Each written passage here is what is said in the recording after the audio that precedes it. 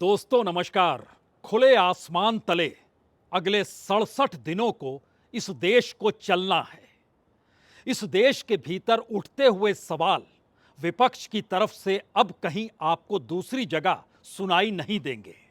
इसी तरीके से खुले आसमान तले लोगों के बीच जो कांग्रेस की भारत जोड़ो न्याय यात्रा है, जिसकी अगुवाई राहुल गांधी कर रहे हैं, उस यात्रा को संयोग से या कहें रणनीतिक तौर पर 2024 के चुनाव से जोड़ा जा चुका है। और भारत की आजादी के बाद किसी भी लोकसभा चुनाव के वक्त या किसी भी चुनाव के मौके पर आपने देखा नहीं होगा जब कोई यात्रा चुनावी रैलियों में तब्दील होती हुई दिखाई देने लगे, चुनाव आयोग नोटिफिकेशन जारी कर दे और किसी यात्रा के भीतर राजनीतिक तत्व सब कुछ उसी में केंद्रित होते हुए नजर आने लगे। इस दौर में विपक्ष एकजुट हो रहा है, खुद को कर रहा है, वो इंडिया की शक्ल में उभर रहा है। और इंडिया की शक्ल इसलिए क्योंकि भारत जोड़ो यात्रा के बाद राहुल गांधी की छवि या कांग्रेस को लेकर उठाए गए सवाल या इस देश के भीतर उठते हुए सवाल, उन सब को एक साथ भारत जोड़ो यात्रा की पोटली में राहुल गांधी ने इसलिए रखा क्योंकि इस देश के भीतर में तमाम संस्थान और मीडिया भी सत्ता से हटकर देखने को तैयार नहीं था। तो क्या 2024 के लोकसभा चुनाव के इर्द गिर्द भारत जोड़ो न्याय यात्रा एक ऐसी यात्रा हो चली है जो चुनाव परिणाम में जब तब्दील होगी तो उसके बाद यह तय होगा कि कौन सा भारत और किस दिशा में जाता हुआ भारत अब इस देश को चाहिए, यहां के वोटरों को चाहिए, यहां के लोगों को चाहिए। तो क्या वाकई भारत एक ऐसे मुहाने पर खड़ा है जहां पर संविधान की परिभाषा भी सत्ता गढ़ रही है, लोकतंत्र की परिभाषा और लोकतंत्र का एहसास भी सत्ता ही करा रही है, और संविधान के तहत जो अलग अलग संस्थान चेक एंड बैलेंस का काम करते हैं वह भी एक दिशा में जा चुके हैं। और इसीलिए इस यात्रा की महत्ता सिर्फ न्याय शब्द से नहीं जुड़ी है, बल्कि भारत के भीतर तमाम मुश्किल या कहें सत्ता के लिए आसान हालातों को लेकर एक परीक्षण का वक्त है।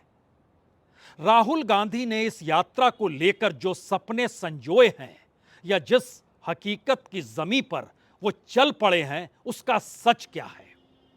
3 सच उसके बहुत साफ हैं। शब्दों के जरिए देखिए तो सामाजिक, आर्थिक और राजनीतिक न्याय का सूत्र उन्होंने पिरोया है। लेकिन सच इतना भर नहीं है। सच यह है कि एक वक्त महात्मा गांधी से पूछा गया कि आखिर धर्म क्या है, और उन्होंने कहा सत्यमेव जयते, यानी सत्य ही धर्म है। और सत्यमेव जयते इस दौर में संकट में है। तो क्या धर्म संकट में है? क्या इस देश का सच संकट में है? राहुल गांधी के भीतर उठते हुए सवाल इस बार पूर्वी भारत यानी इम्फाल से लेकर मुंबई या कहें मणिपुर से लेकर मुंबई के बीच जब वो चलने शुरू होंगे, इसी बीच में चुनाव आयोग को 2024 का नोटिफिकेशन जारी कर देना है। यानी उसके बाद ये देश चुनाव में चला जाएगा। 5 साल पहले 2019 में जब चुनाव आयोग ने नोटिफिकेशन जारी किया था तब 10 मार्च का दिन था। 2014 में 5 मार्च को नोटिफिकेशन जारी हुआ था। इस भारत जोड़ो न्याय यात्रा को 20 मार्च तक चलना है। अलग अलग तरीके से चलना है। बसों में होंगे, गाड़ी में होंगे, पैदल होंगे, लोगों से संवाद बना रहे होंगे, उनके दर्द में शरीक होंगे और उनके तमाम अनुभव को अपने साथ जोड़ते हुए इस देश के लोकसभा चुनाव की दिशा में ही इस यात्रा को बढ़ना है। इसकी नियति यही है। तो क्या यह कहा जा सकता है कि दूसरी परिस्थिति एक खतरनाक दांव की तरह कांग्रेस के ऊपर चस्पा हो गई, या राहुल गांधी के सामने अब कोई विकल्प नहीं बचा जहां से इस रास्ते से हटकर वो किसी दूसरे रास्ते को पकड़ नहीं सकते थे?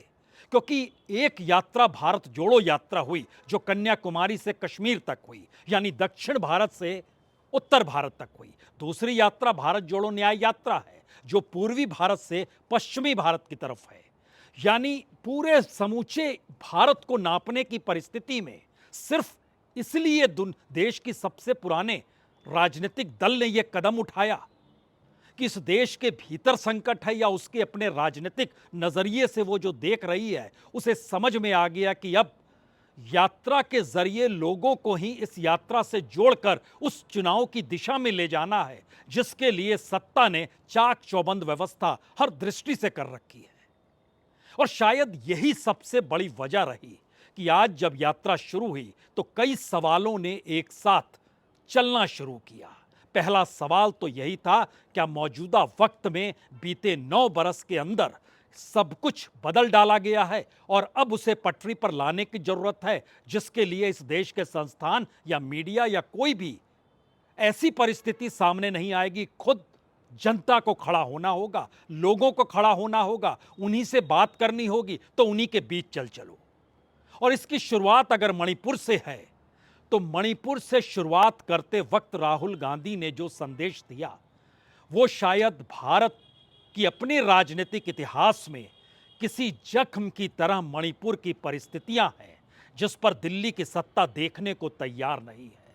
तो आइए इस यात्रा के परिस्थितियों को जरा समझ लें कि राजनीतिक तौर पर यह यात्रा कितनी चुनावी तौर पर महत्वपूर्ण है और ऐतिहासिक तौर पर इसकी क्या महत्ता है। उससे पहले मणिपुर से शुरुआत हुई इस यात्रा में मणिपुर के घाव को लेकर ही इस देश के गवर्नेंस और डेमोक्रेसी से कैसे राहुल गांधी ने जोड़ा है, जरा पहले इसे सुन लीजिए। जिसको हम मणिपुर कहते थे, 29 जून के बाद वो मणिपुर रहा ही नहीं, बट गया। कोने कोने में नफरत फैली, लाखों लोगों को नुकसान हुआ, भाई बहन, माता पिता आंखों के सामने मरे। और आज तक हिंदुस्तान के प्रधानमंत्री मणिपुर में आपके आंसू पोंछने, आपसे गले लगने, आपका हाथ पकड़ने नहीं आए। शर्म की बात। शायद नरेंद्र मोदी जी के लिए, बीजेपी और आरएसएस के लिए मणिपुर हिंदुस्तान का भाग ही नहीं है। आपका जो दुख है, आपका दर्द है, वो उनका दुख, उनका दर्द नहीं है। तो उठते हुए सवालों के साथ अगर आपके जहन में लोकसभा का चुनाव है तो एक हकीकत तो जान लीजिए, राहुल गांधी जिस रास्ते पर निकले हैं वहां पर कांग्रेस की जीत 2014 और 2019 में नहीं के बराबर है। जिन जगहों से उन्हें गुजरना है वहां गठबंधन के साथी दलों भी के तौर पर भी अगर ममता बनर्जी को छोड़ दें तो बाकी तमाम छत्रपों की स्थिति नाजुक है। लेकिन इन जगहों से गुजरते वक्त अगर दिल्ली की सत्ता और इसके 9 बरस के कामकाज को टटोलें तो पहली बार भारत की राजनीति में भारत के उस आधारभूत संरचना के ही डावाडोल होने की परिस्थिति आपकी आंखों के सामने रेंगने लगेगी। लेकिन जिक्र हमने कर दिया है कि दरअसल इस यात्रा के बीच में ही चुनाव आयोग नोटिफिकेशन जारी करेगा और देश चुनाव की दिशा में चला जाएगा। तो एक क्षण के लिए सोचिए कि अगले 67 दिनों तक जो 6200 किलोमीटर का रास्ता तय होना है उसके दायरे में 14 राज्य आते हैं, 355 सीट आती है और 355 सीटों में से सिर्फ 15 सीटें कांग्रेस के पास है। और इन 355 सीटों में से 129 सीट पर कांग्रेस और बीजेपी आमने सामने थी, जिसमें से 122 सीट बीजेपी जीतती है और सिर्फ 7 सीट कांग्रेस जीतती है। और अगर इंडिया गठबंधन के दायरे को आप समझे तो उस दायरे में असम आता है, बंगाल आता है, बिहार आता है, झारखंड आता है, उत्तर प्रदेश आता है और महाराष्ट्र आता है। इन जगहों की भी 238 सीटों में से कांग्रेस के पास सिर्फ 9 सीट है, 140 सीट बीजेपी के पास है, 66 सीट इंडिया के पास है गठबंधन कांग्रेस के अलावे। यानी कांग्रेस या पूरे इंडिया को मिला दीजिएगा आप तो फिर ये 75 सीट ही बनती है। राजनीतिक तौर पर यह बहुत नाजुक परिस्थितियां हैं जिस दिशा में चलना है, और हर यात्रा के बाद यह सोचा जाता है कि अगर इसका राजनीतिक लाभ नहीं तो फिर भविष्य में आपका राजनीतिक तौर पर कोई भी पहल करना अंधेरे में समाना होगा। तो क्या वाकई ये एक बड़ा दांव राहुल गांधी ने खेला है, या इस चुनौती को उन्होंने जिस तर्ज पर सत्यमेव जयते के आश्रय टटोल लिया है कि अब सत्य के रास्ते ही चल रहे हैं और यही धर्म है, तो फिर क्या ये प्रधानमंत्री मोदी या बीजेपी की अगुवाई करते नरेंद्र मोदी और अमित शाह के लिए खतरे की घंटी है? क्योंकि जनता को जगाना है, जनता के बीच जाना है, उनसे संवाद बनाना है, उनके कहे गए शब्दों को अपने मैनिफेस्टो में लाना है और उसी को इस देश में लागू कराना है। तो क्या ये चीजें गायब है? ऐसी कौन सी परिस्थिति हो गई इस दौर में जब लगने लगा कि ऐसी यात्रा एक नहीं दो दो बार निकालनी पड़ेगी और तमाम संवाद समाज के भीतर बंद हो चला है? हमें लगता है उसकी एक पूरी फेरिस्त है, क्योंकि इस दौर में सब कुछ तो बदल गया। इस दौर में संसद की इमारत बदल गई। इस दौर में संसद के भीतर जो स्पीकर की कार्यशैली थी, जो इस देश के उपराष्ट्रपति की कार्यशैली थी, वो तमाम परिस्थितियां बदलती चली गई और संसद को विपक्ष के सांसदों की जरूरत नहीं। फिर भी लोकतंत्र जीवित है, यह परिस्थिति बदलते हुए पहली बार इस देश ने देखा है। पहली बार इस देश ने देखा कि सत्ता और कॉरपोरेट के नेक्सस को मिलाकर भी संसद चलाई जा सकती है, और संसद में अगर यह सवाल उठे नेक्सस का तो उसको मिटाया जा सकता है। पहली बार देखा गया। पहली बार अदालतों के निर्णय से राहुल गांधी की ही सदस्यता खत्म होती है और मामला सुप्रीम कोर्ट तक पहुंचता है, तो फिर सदस्यता बहाल होती है। यानी इस देश के बेसिक स्ट्रक्चर को सत्ता ने अपने मुट्ठी में दबोच लिया है। ऐसी स्थिति पहले नहीं थी। राजनीतिक तौर पर बैंकों की बैलेंस शीट, उसमें भी सफाई का काम जिस तेजी से इसी दौर में हुआ है, क्योंकि जितना कर्ज माफ किया गया वो तकरीबन 12 लाख करोड़ से ज्यादा का है। वो रकम कहां गई, किस रूप में गई, किसके पास गई? नेक्सस की बात आई तो जो कुछ हुआ, तकरीबन 10 लाख करोड़ का खेल जो शेयर बाजार में हुआ, वो पैसा किसका था, किस रूप में था? क्या ये सारे मुद्दे अगर न्याय यात्रा के जरिए आर्थिक असमानता, बेरोजगारी के साथ साथ इस देश के इकोनॉमिक कंडीशन को अगर उभारने लगेंगे, तो क्या देश की जनता खड़ी हो जाएगी 2024 के मद्देनजर? ये सवाल तो है। और अगर ये सवाल है तो उसके बाद देखिए, सरकारी कर्मचारियों के कामकाज के तरीके बदल गए। इस देश में यूपीएससी जो नियुक्तियां करता था आईएएस की, उसको भी अलग अलग तरीके से नियुक्तियां सरकार ने अपने अनुकूल करानी शुरू कर दी, प्रोफेशनलिज्म के नाम पर। इस देश में सरकार के ऊपर निगरानी करने वाले संस्थानों के नियम कायदे बदल गए। सरकार की बैलेंस शीट देखने वाली सीएजी की रिपोर्ट इस दौर में गायब हो गई। वो आती ही नहीं थी। मनी लॉन्ड्रिंग और इकोनॉमिक लूट की जांच में राजनीतिक हस्तक्षेप इतना बढ़ गया कि सिर्फ राजनीति ही उसके दायरे में आकर खड़ी हो गई। इस बात से आंखें मूंद ली गई कि शेल कंपनियां कोई चीज होती है, इकोनॉमिक लूट कोई परिस्थिति होती है। तमाम परिस्थिति एक झटके में बदलती हुई इसी दौर में दिखाई दी है। वो एजेंसियों का नाम लीजिए, ईडी का नाम लीजिए, सीबीआई का लीजिए, आईटी का लीजिए, तमाम परिस्थिति बदली है। मीडिया की भूमिका इस दौर में बदल गई है।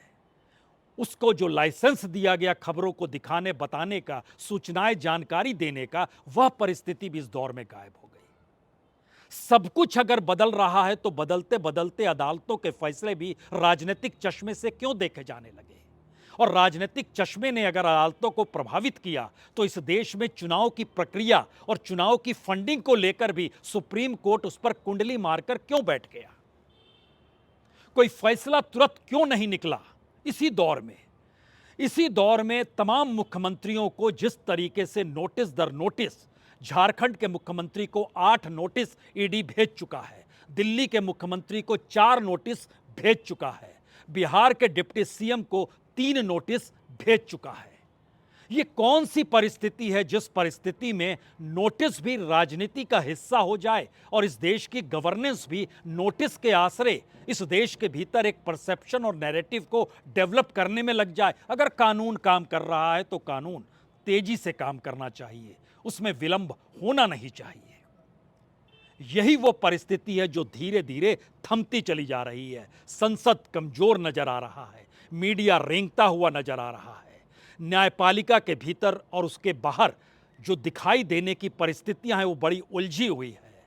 इस देश की नौकरशाही सरकार के हथेली पर नाचने को तैयार है या उसी के हिसाब से चलने को तैयार है। इस देश के भीतर सत्ताधारी राजनीतिक दलों से बने इस देश के मंत्री कोई मायने रखते नहीं हैं, जिम्मेदारी किसी की नहीं है। सिर्फ प्रोपेगेंडा और प्रचार के आश्रय चीजें अगर चल रही है तो राजनीतिक तौर पर क्या ये यात्रा सिर्फ एक चुनावी शगुफा है जिसमें न्याय यात्रा निकली है, या लोगों को इस बात का एहसास है और लोग इस एहसास के साथ 2024 के चुनाव में खड़े हो जाएं, यही सोचकर क्या इस यात्रा को निकाला जा रहा है? दरअसल यह ऐतिहासिक यात्रा है। ऐतिहासिक इसलिए क्योंकि पहली बार जस्टिस का सवाल इस देश के भीतर लोकसभा चुनाव से पहले सबसे बड़े मुद्दे के तौर पर उठाया गया है। और उसमें अगर 14 राज्यों से यह यात्रा 67 दिनों तक निकलेगी और इससे पहले जो नफरत के बीज थे, जो विभाजनकारी परिस्थिति थी, जो समाज के भीतर खिंचती हुई लकीरें थी, उसको लेकर जो लगातार 4000 किलोमीटर से ज़्यादा पैदल चलते हुए कन्याकुमारी से कश्मीर तक नापी गई स्थितियां, तो ध्यान दीजिए वो तमाम छोटे छोटे मुद्दे जो लोगों का पेट भर दें, जो लोगों को रोजगार दे दें, जो अपनी जिंदगी और भारत की तमाम पहलुओं के बीच जो एक उसकी अपनी ग्रोथ होती है इंटेलेक्चुअल के लेवल पे, बौद्धिकता के लेवल पे, शिक्षा के लेवल पे या इस देश के इंफ्रास्ट्रक्चर के लेवल पे, वो तमाम चीजें गायब हो गई और एक झटके में सिर्फ एक ही सवाल रेंगने लगा, सत्ता की ये उपलब्धि है, और दूसरी तरफ से सवाल उठा ये उपलब्धियां नहीं, ये एक प्रचारक का प्रचार है। 3-4 सवाल, सबसे बड़े सवाल। ये सवाल भारत की राजनीति में शायद आने वाले वक्त में बहुत कुछ तय करने वाले हैं। पहला सवाल तो यही है, क्या 2024 का चुनाव किस भारत को चाहता है, उस भारत की दिशा में अब यह देश चल पड़ा है। परिणाम से फैसला होगा, लेकिन वो रास्ता अगर कांग्रेस ने अपने तौर पर उठाया है तो दूसरी तरफ बीजेपी की सत्ता भी उसे प्रोपेगेंडा करार देने से चूक नहीं रही है। राजनीतिक तौर पर दूसरा बड़ा मसला है कि इस दौर में संसद से लेकर नौकरशाही और तमाम संस्थानों से लेकर मीडिया और बैंकों से लेकर यूपीएससी और मनी लॉन्ड्रिंग जैसे क्राइम से लेकर इस देश के भीतर में कर्ज में डूबी हुई इकोनॉमी के मद्देनजर भी जो सवाल उठ रहे हैं, वो सवाल धीरे धीरे आने वाले भारत को लेकर कहीं गायब तो नहीं हो जाएंगे और उनका कोई महत्व तो नहीं बचेगा, क्योंकि सत्ता खुद कह रही है हम विकसित राष्ट्र होने वाले हैं और उसकी समूची दृष्टि उसी दिशा में जा चुकी है। तो क्या ये 2024 से पहले एक ऐसे भारत को लेकर टकराव है जिसमें किस दिशा में जाना है, किस दिशा को रोकना है, यही तय होने वाला है?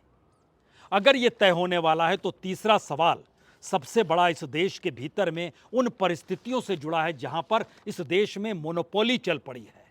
चंद हाथों में सब कुछ रहेगा, बाकी सिर्फ निगाहबानी करते रह जाएं, बाकी कोई मायने रखता नहीं है। अगर इस देश की पूंजी 2-3 हाथों में है तो इस देश के भीतर में सामाजिक और आर्थिक असमानता के मुद्दे भी चंद हथेलियों में रेंगेंगे। इस देश की परंपराएं बदलेंगी, इस देश के भीतर में जातियों की रूपरेखा बदलेगी, इस देश में धर्म और सेकुलरिज्म की परिभाषा बदलेगी। क्या ऐसी परिस्थिति में यह देश इस न्याय यात्रा को देखे और उसी दिशा में चल पड़े? हो सकता है विपक्ष के पास दूसरा कोई विकल्प बचा ही नहीं जहां पर उसने जनता के बीच जाना तय कर लिया। लेकिन जो तीसरा सवाल है वो सबसे महत्वपूर्ण है, क्या जनता के बीच जाते हुए भी कांग्रेस ही रहेगी या वो जनता की कांग्रेस हो जाएगी? राहुल गांधी जिस नेहरू गांधी परंपरा के हिसाब से चले और जिस विरासत को अपने कांधे पर ढोते हुए निकले, इससे पहले कि उनकी पूरी विरासत पर जो मौजूदा सत्ता है उसने तय कर लिया है कि उसको मटिया मेट कर देंगे, तो चुनौती सामने है कि अपनी विरासत को भी सहेजना है, इस देश के संघर्ष को भी सहेजना है और आने वाले वक्त में कैसा भारत होगा यह भी बताना है। और इन सब के बीच गाहे बगाहे या किसी न किसी संयोगवश चुनाव आकर खड़ा हो गया है तो तय जनता को करना है। इसीलिए सवाल है कि राहुल गांधी हो या कांग्रेस हो या इंडिया हो, जब उनका इस देश के सामाजिक पहलुओं के साथ जुड़ाव नहीं होगा या उनका ट्रांसफॉर्मेशन नहीं होगा, तब तक वो पार्टियां जनता के बीच से गुजरते हुए भी अलग नजर आएगी और ये संकट लगातार गहरा रहा है। और अगर इस संकट से पार पा लिया, राहुल गांधी ने अपने आप को उस राजनीति से अलग किया है जहां पर एक वक्त महात्मा गांधी ने भी खुद को अंग्रेजों के खिलाफ संघर्ष करने वाली उस कांग्रेस से अलग कर लिया था और कहा था मैं तो संघर्ष करूंगा लेकिन आपके हथकंडों के आसरे नहीं, आपकी बिसात पर नहीं, मैं अहिंसावादी हूं और मैं इस देश की जनता को अपने साथ जोड़ूंगा और उनको बताऊंगा कि देश कैसा होना चाहिए बनिस्पत ये कि अंग्रेज क्या सोचते हैं। तो क्या राहुल गांधी उस रास्ते निकल पड़े हैं? और इसीलिए सत्यमेव जयते, यही धर्म सबसे बड़ा धर्म है, इसी आसरे वो निकल पड़े हैं। हो सकता है, हो इसलिए सकता है क्योंकि अभी तो ये शुरुआत है। इसके बाद तो वो तमाम राज्यों को धीरे धीरे फांदना है, धीरे धीरे निकलना है। जिस राज्य की राजनीति की अपने विधि विधान हैं और उन राज्यों की राजनीति में वैसे छत्रप भी हैं जो इंडिया के साथ हैं और वैसी बीजेपी भी है जिसने लकीरें खूब खींची हैं। तो क्या दोनों तरफ की परिस्थितियों के भीतर न्याय यात्रा को यह तय करना है कि कैसा भारत उसे चाहिए? वो भारत करप्ट होगा, वो भारत नेक्सस के साथ होगा, वो भारत कर्ज में डुबा देगा, वो भारत विकसित राष्ट्र बना देगा, कौन सा भारत होगा? ये सवाल धीरे धीरे निकलेगा क्योंकि यह यात्रा नॉर्थ ईस्ट असम से होते हुए जब बिहार में घुसेगी तब चीजें कुछ और साफ होंगी। बंगाल में घुसेंगी तो उसके बाद चीजें और, आदिवासियों के बीच झारखंड के हिस्से से गुजरेगी तो चीजें और साफ होंगी। और जब यह यात्रा बनारस में पहुंचेगी तब सवाल होगा असल चुनौती का। और बनारस में तकरीबन 1 महीने के बाद यह यात्रा पहुंचेगी और राजनीतिक तौर पर देश के प्रधानमंत्री की कॉन्स्टिट्यूएंसी बनारस के बाद की समूची यात्रा तय कर देगी इस देश में कि धर्म का मतलब क्या है, वो सत्यमेव जयते है या नहीं है। वो तय कर देगी कि इस दौर में जिस नफरत का जिक्र कांग्रेस कर रही है उसकी कोई महत्ता समाज के भीतर है या नहीं है। जो 5 किलो अनाज प्रधानमंत्री बांट रहे हैं और लाभार्थियों को अपने हथेली पर लेकर चल रहे हैं, कितना बड़ा वोट बैंक हमारे साथ है, वो पैमाना उत्तर प्रदेश में ही तय होना है। और उत्तर प्रदेश में 11 दिन गुजारे जाएंगे। और ध्यान दीजिए, राजनीतिक तौर पर 8 दिन असम में है, 8 दिन झारखंड में है, क्योंकि ये दोनों स्ट्रेटेजिकली कांग्रेस के अनुकूल हो सकते हैं, कांग्रेस को ये लग रहा है। लेकिन न्याय यात्रा का मतलब सिर्फ राजनीतिक स्ट्रेटजी नहीं है। इस न्याय यात्रा का मतलब उस परसेप्शन को डेवलप करना है, उस परसेप्शन को जीवित करना है जो 2024 के चुनाव में इस दिल्ली की सत्ता को पलटते बनते, तख्त को उछलते हुए भी देखे। अगर राज्यवार राजनीति होगी तब इस यात्रा का कोई महत्व नहीं है, लेकिन अगर एक धागे में पिरोकर समूचे भारत को कन्याकुमारी से कश्मीर तक भारत जोड़ो यात्रा और मणिपुर से मुंबई तक भारत जोड़ो न्याय यात्रा, इसको जब एक सुई और धागे के साथ पिरोना शुरू कीजिएगा तो एक ऐसी माला बनेगी जो उस परसेप्शन को डेवलप करेगी कि सवाल राज्यों की राजनीति और वहां पर कितनी सीटें कौन जीतेगा उस आंकड़ों में फंसने का नहीं है। जनता के भीतर ये सवाल डेवलप करने का है, उसी को उपज देना है कि दरअसल ये पूरी लड़ाई 2024 के लोकसभा चुनाव में किसके पास सत्ता रहेगी और जिसके पास सत्ता रहेगी वो किस भारत का निर्माण करना चाहता है, उसी दिशा की ये लड़ाई है। और जैसे ही ये नैरेटिव बनता है, ये परसेप्शन बनता है, तो शायद न्याय यात्रा की एक जीत होगी। लेकिन अगर नहीं बनता और राज्यवार राजनीति में कदमताल करते हुए नेता ही नजर आते हैं और उसके आसरे राजनीतिक बहस हम और आप करते हुए दिखाई देंगे, तो फिर इस यात्रा का मतलब उस न्याय से मत जोड़िएगा। यह एक राजनीतिक तौर पर एक चलती हुई पॉलिटिकल पार्टी होगी जो पहली बार इस देश को नाप रही है, हम आप यही कह पाएंगे। लेकिन इस यात्रा के साथ क्या भारत को देखा जाए? हमने जब आपसे इस बात की शुरुआत की, भारत जोड़ो न्याय यात्रा की, तब सूरज चमक रहा था। रोशनी चेहरे पर भी आ रही थी। अब सूरज डूब रहा है, धीरे धीरे अंधेरा होगा। यात्रा में अंधेरे और उजाले का ध्यान रखा गया है, लेकिन भारत में सत्ता के गवर्नेंस के तौर तरीकों में उजाले और अंधेरे को एक साथ परखा जा रहा है, बताया जा रहा है।